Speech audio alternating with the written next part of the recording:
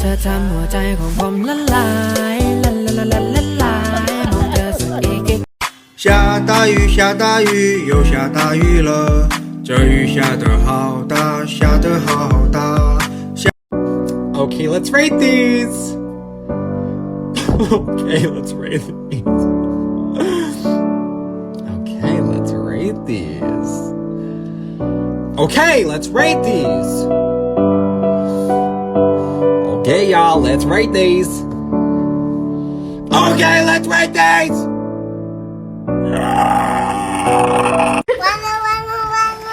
Barbecue 了，真的 barbecue 了，真的完蛋了，怎么会这样？怎么会这样？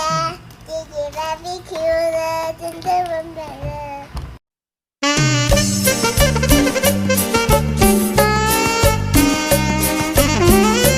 Eat balut with me. I already have the cooked balut with me. I was excited to try again after a very long time. So first we need to do this. I need to peel the balut. Oh, then you can see the soup is coming out. Then you need to. Oh, it's so good. You need to drink the soup first. Wow, it's so nice. Here, as you can see, right, opening the balut now. And you already can see the cheese. So, this is the features of the dog. So they say the embryo. And when I go like that, as you open the big right, there will still be more soup in it. So just, oh my God, it's a bit hot. It's so good.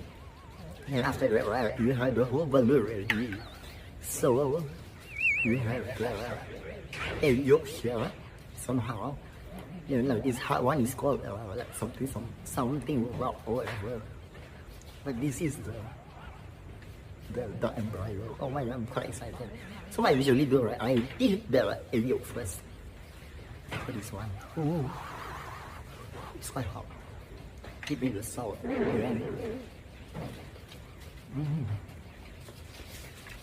Oh wow. So good. There's a girl, right? Nearly told you. Originally, it's too hard already. Then the meaning, okay. Wow. For this, right? You somehow got a very young embryo, so it's not like too much already. So we don't have the beak or like the claws or like the feathers. You can see that right, like hairs around it, the black thing there. Yeah, so what I usually do is I put vinegar. And then some salt at the top. You do this.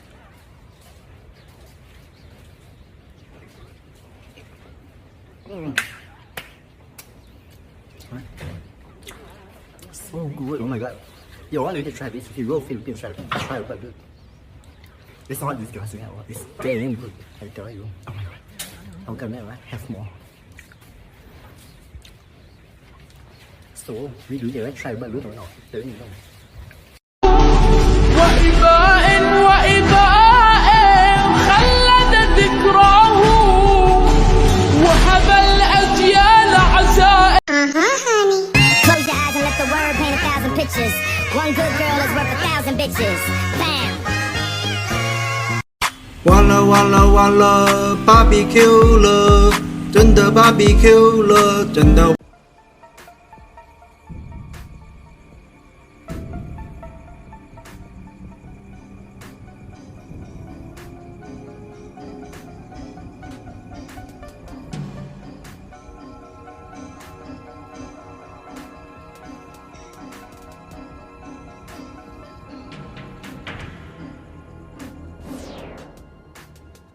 The culprit was like any other teenager.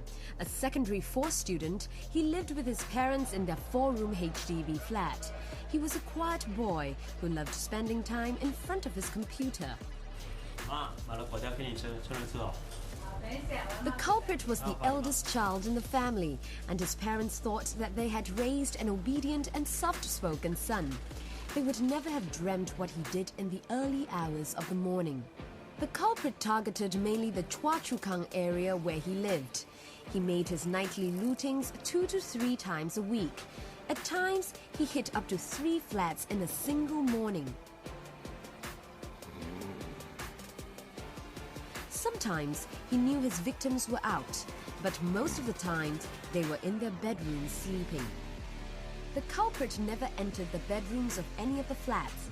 He kept his thieving to the living room only. And he kept his looting to small items and petty cash.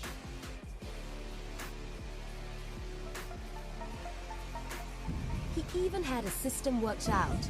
He would start at the top of the building. As he made his descent, he'd break into several units on the way down. Some of the flats that he scaled were as high as 25 stories. One wrong step, and it would be a plunge to his death. But what drove him to such dangerous heights? It all began at a class party. It was the end of his secondary 3 school year, and the class had arranged for a barbecue at a chalet. By the end of the night, he lost a total of $600 by playing poker with his classmates. Naturally, he didn't have the money to pay his friend. It was then that it dawned upon him to scale the walls of HDB units. To him, it was an easy means of instant cash. On his first night alone, he got away with a couple of $100.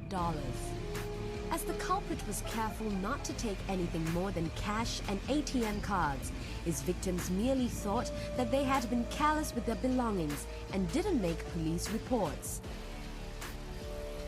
The culprit got more daring. He began targeting housing estates outside of his own. Soon, residents in Topayo, Bukit Batok, and even as far as Pasir Ris also found their personal effects had gone missing. Most of these victims, too, thought it was just carelessness on their own part. But in Chua Chu Kang, the culprit was still active, and the better he got, the more flats he broke into.